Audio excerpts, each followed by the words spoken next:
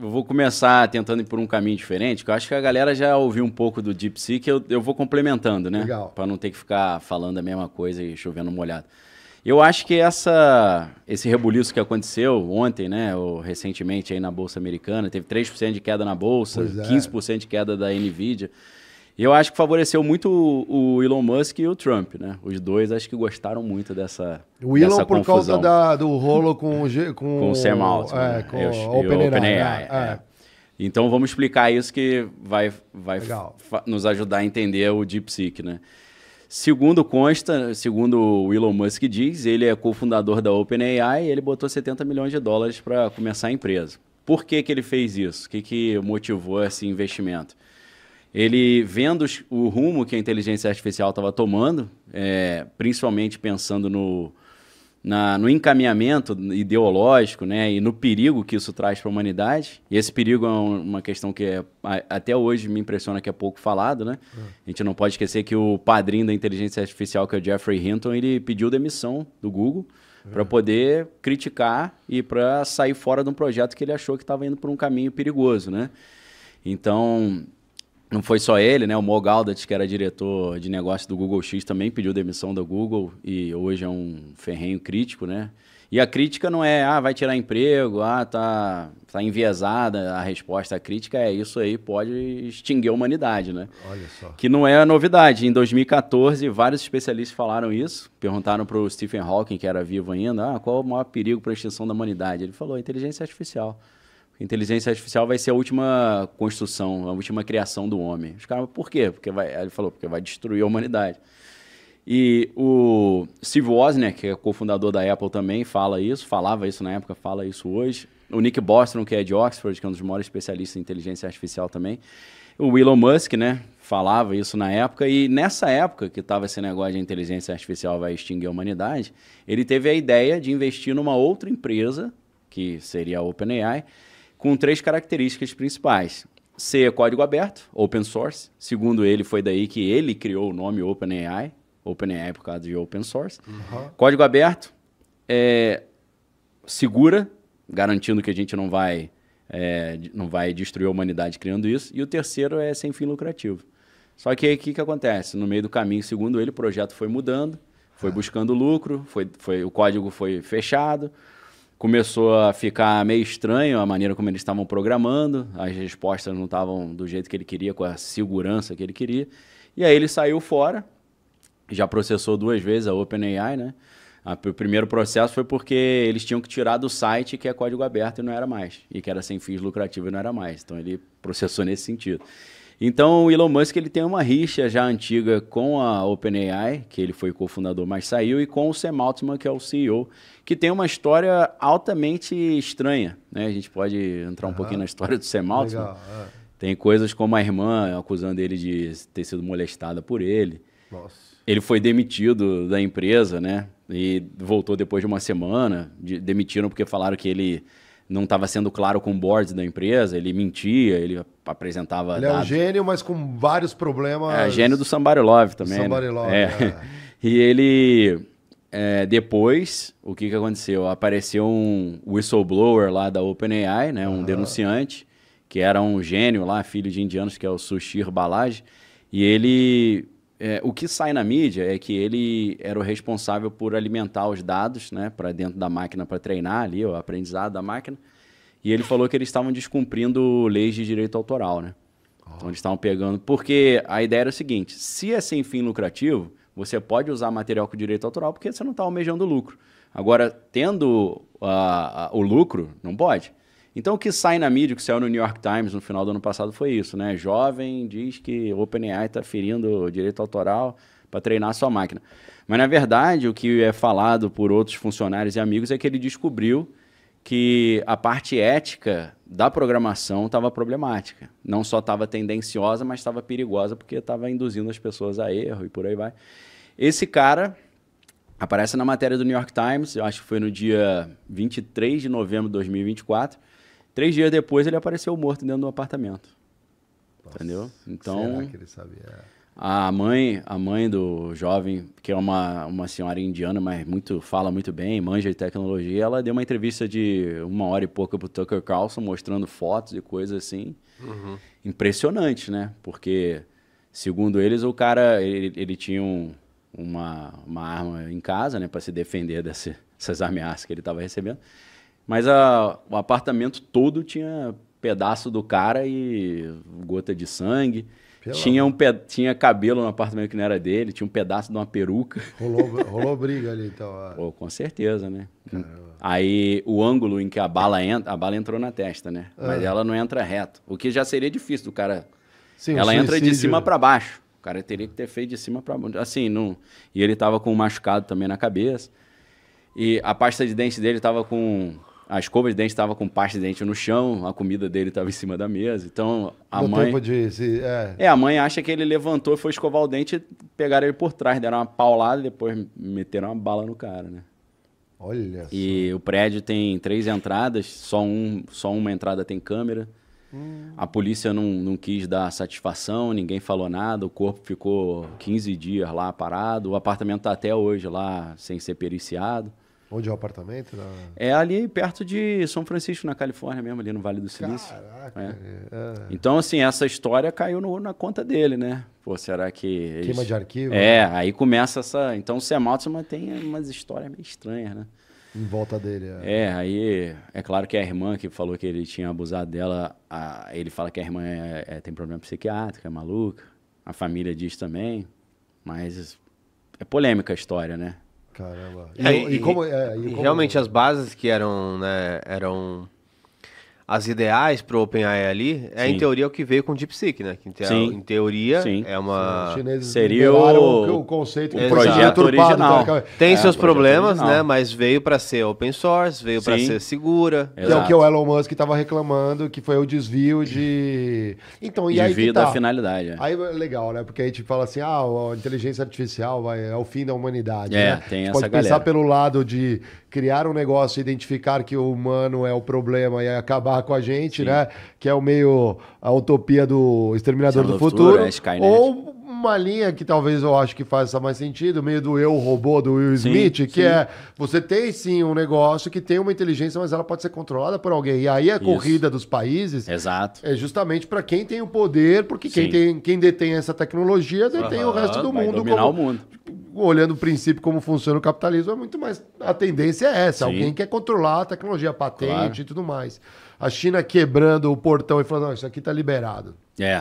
Eu vejo isso em várias indústrias. Você ter...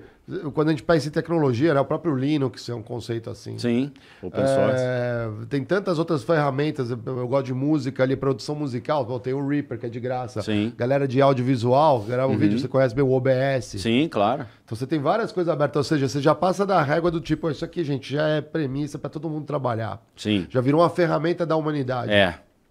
Foi adotada, né? Você não tem que pagar um royalties para usar essa ferramenta. A gente já chegamos à conclusão que está aqui, e como é aberto, todo mundo contribui. Então você tem uma questão comunitária para a ferramenta continuar se aperfeiçoando e tudo mais.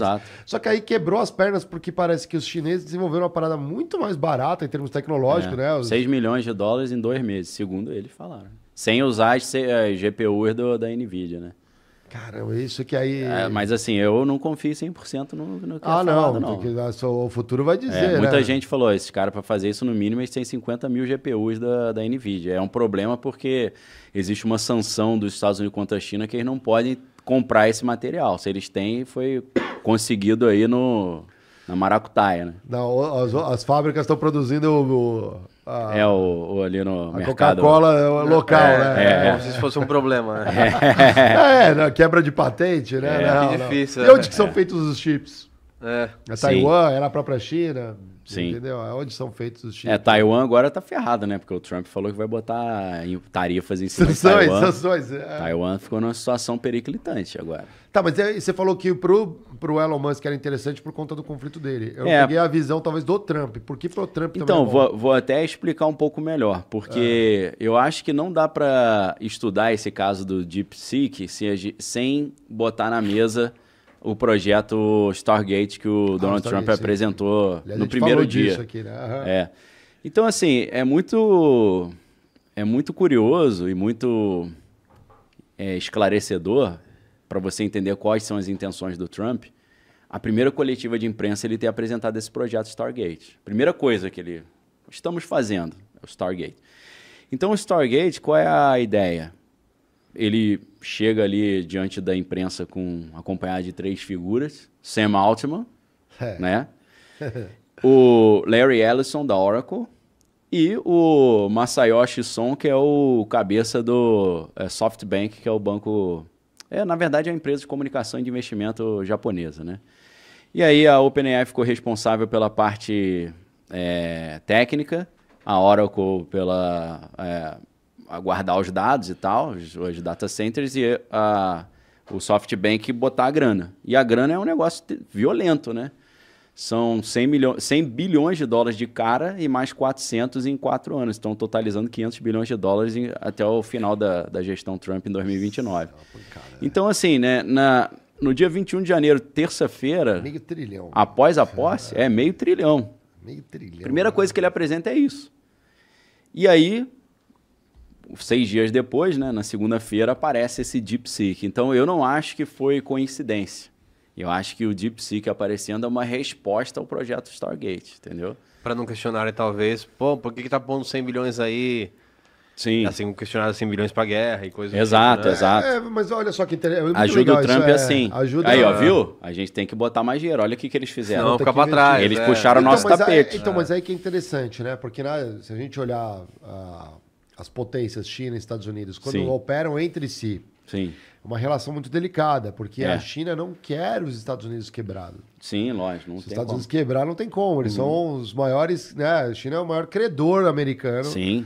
Eles têm, acho que já um PIB e meio quase de crédito. A dívida está na mão deles, né? Então assim, eles precisam manter vivo para continuar pagando. Mas jogar as iscas para investir no lugar errado faz parte do jogo, talvez. Também, né? Com certeza. E aí entra uma outra combinação, óbvio, né? As relações ali, essa relação comercial ainda lastreada no dólar. Sim. Aí tem o componente de entrando as criptos. Sim, tudo a ver. Né? Já tá entrando em outra camada. Uhum. Só que a dívida americana, ela é paga em dólar. Sim. Quem imprime dólar é os Estados Unidos. Então, assim, ou a China vai buscar por aí, não é o caso. Uhum. E é muito delicado. Então, eu não vejo a China colocando o DeepSeek só para ferrar os Estados Unidos. Sim. Talvez, se aquilo é a base, como a gente estava falando, de tantas coisas com código aberto, fala, amigos, não é por aqui que vocês vão travar o mundo. Inventa outra coisa. Sim. Isso aqui já é da humanidade, digamos assim. Na verdade, eu acho que o DeepSeek, nessa leitura que eu estou fazendo, que ajudou o Trump e o Musk, o DeepSeek mais ajudou do que atrapalhou. Porque justifica a ideia de que nós precisamos colocar como prioridade desenvolver a melhor inteligência artificial. Gera um problema porque eles falam, mas precisa de 500 bilhões, eles fizeram com 6 milhões e 2 meses, gera esse problema. Agora, justifica a ideia de ter um bicho-papão aí que a gente tem que vencer. Olha o que eles fizeram. Então, acho que na prática, na minha leitura, mais ajuda do que atrapalha. Então, não é para quebrar os Estados Unidos, é para justificar a razão de ser do Stargate. O que tem de gente na OpenAI agora, dentro do DeepSeek, fazendo testezinho, perguntando, coisa não deve estar escrito. Ah, não, com certeza. Mas ainda é um momento... primeiro, né? Sendo grátis, isso é um monte de custo, tá? Lógico. Então a China tá bancando isso, beleza, mas alguém tá bancando isso. Tem um interesse. Cada vez que você busca uma coisa, você gasta um pouquinho. Na urina da China não é nada, né? Mas isso aí talvez é pra desenvolver. Mas agora, cada um que usa, gasta lá um centavinho, mas... Faz os data servers, fabrica tudo na China. Mas eu acho que a discussão financeira global que vai acontecer também é interessante, né? Porque aqui no Brasil a gente tem o Drex, lá... rolou o anúncio do Federal Reserve lá, também do coin deles lá, né? O Trump cortou, né? Então, mas... Pois é. Mas tem uma grande malandragem, na minha opinião. Mas esses movimentos, né? Os movimentos de fiduciários, vamos chamar assim. Sim. Então, seja a BRICS pensando em uma nova moeda. Seja os Drex ou as World Coins da vida. Sim. Isso, de um lado, vai descentralizar o poder. De outro, vai ter um monte de gente tentando pensar como que eu centralizo de volta esse poder. Exato. Que é o que a gente está vendo com as ETFs de Bitcoin, um monte de coisa do tipo. Sim. Qual que é a sua visão em relação à conjuntura global nessa corrida também pelas criptos, né? Que é uma coisa bem diferente do que a inteligência artificial. Então, vou dar um exemplo. Antes da crise sanitária, né, antes de 2020, em 2019, o governo americano, junto com a BlackRock, uma equipe toda da ex-diretores do Banco Central, mais o Larry Fink, eles montaram um plano para resolver um problema irresolvível que era como pagar a dívida americana, né? Como é que a gente faz? Aí um sugeriu, vamos imprimir trilhões, aí a gente paga. O cara, mas se imprimir trilhões vai gerar inflação. Aí alguém falou, vai gerar inflação só se aumentar o consumo, né? A demanda aumentar. Aí como é que a gente achata a demanda? Aí fala, a gente arruma um jeito de impedir a demanda, ferrar com a demanda. E aí, coincidentemente, teve uma pandemia, aí eles tiveram justificativa para imprimir trilhões de dólares, só que o dinheiro não gerou essa inflação porque eles chaparam a demanda, né? Então o cara não estava botando gasolina no carro, não estava no shopping comprando, então o consumo, apesar de ter um mundo de dinheiro impresso, o consumo não estava gerando a inflação. E aí o que eles fizeram?